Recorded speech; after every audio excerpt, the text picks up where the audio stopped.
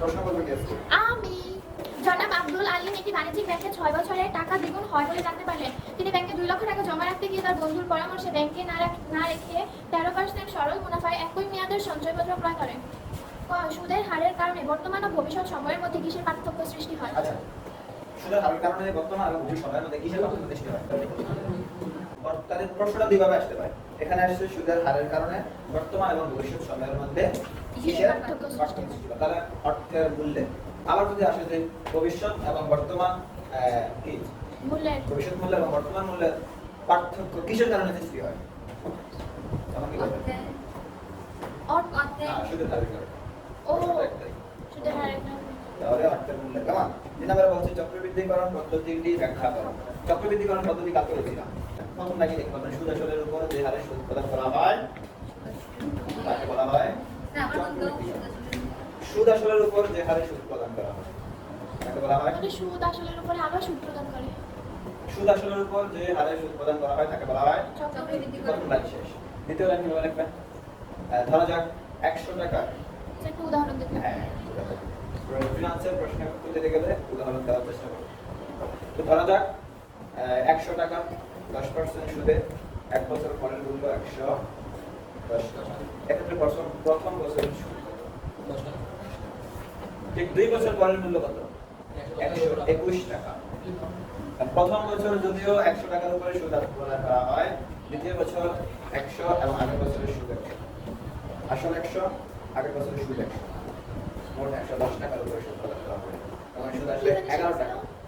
আস্তে দ্বিতীয় বছর সুদ আসবে 11 টাকা।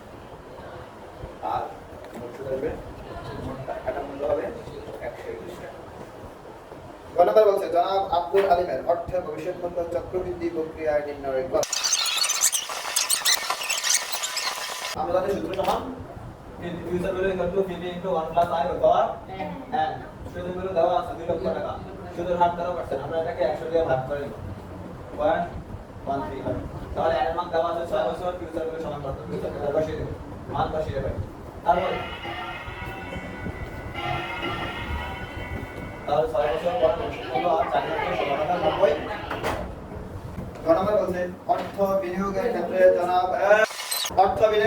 জনাব আব্দুল আলিমের সিদ্ধান্তের যৌক্তিকতা। সিদ্ধান্ত তিনি কোনটি গ্রহণ করেছিল?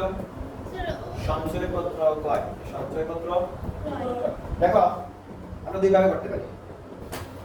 6 বছর পরে এই সঞ্চয়পত্র তার সে যদি বাণিজ্যিক ব্যাংকে রাখতো তাহলে কত টাকা হতো? 4 লক্ষ টাকা হতো না। 6 বলছে জনাব আব্দুল আলিম বাণিজ্যিক ব্যাংকে 6 বছরের টাকা দ্বিগুণ হবে বলে জানতে পারেন। তাহলে যদি তিনি বাণিজ্যিক ব্যাংকে রাখতো তাহলে পেত কত? 4 লক্ষ টাকা। আর সঞ্চয়পত্র ক্রয় করা তিনি পাইছিল কত? 4,16,000 সামথিং। আচ্ছা, 4,16,000 সামথিং। এখন এই ক্ষেত্রে কোনটা লাভবান হয়েছে বলে মনে হয়? 4,16,000 সঞ্চয়। তাহলে সঞ্চয়পত্র ক্রয়ে লাভবান। সৃজনশীলটা মজার ব্যাপার হলো তুমি যেটা ভালো মনে করো, তুমি যদি মনে করো যে এটাই সঠিক, তুমি এটার পক্ষে যুক্তি দিতে পারলে তোমার নাম্বার আছে। হয়তো তোমার গাইডে একরকম লেখা আছে, তোমার বইয়ে একরকম লেখা আছে, তুমি যদি এটার পক্ষে যুক্তি দিতে পারো, তুমি তোমার মতো লেখছো, তাহলে এটাই সঠিক। যেমন এখানে আমরা যেভাবে দেখবো, প্রথম যদি দেখি আমরা যে ব্যাংকে টাকা রাখলে পেতো কত? 4 লক্ষ।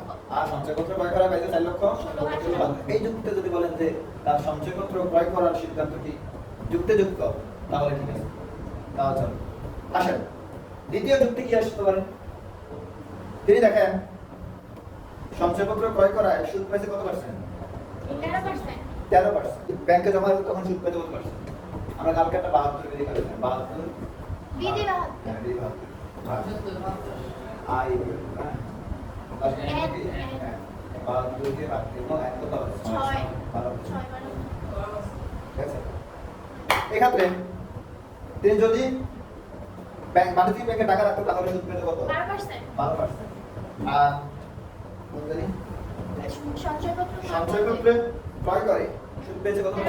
13%। তার মানে তিনি কোনটাতে বেশি পেয়েছে? কত পার্সেন্ট? 1%। সঞ্চয়পত্রে রাখার কারণে 1% এর টাকা বেশি পেয়েছে। এই যুক্তি দিয়ে যদি দেখান সেটাও নাম্বার পাবো। তার দুই ধরনের যুক্তি দিতে পারেন। একটা হলো প্রথমত টাকার পরিমাণটা দিয়ে, দ্বিতীয়ত সুদের হারের পরিমাণটা দিয়ে। ব্যাংকে রাখলে 13%, আর সঞ্চয়পত্রে রাখলে 13%, আর ব্যাংকে রাখলে 12%। তাহলে তো কিন্তু তিনি 1% সুদ বেশি পেয়েছেন, বুঝলেন যে লাভ। ঠিক আছে?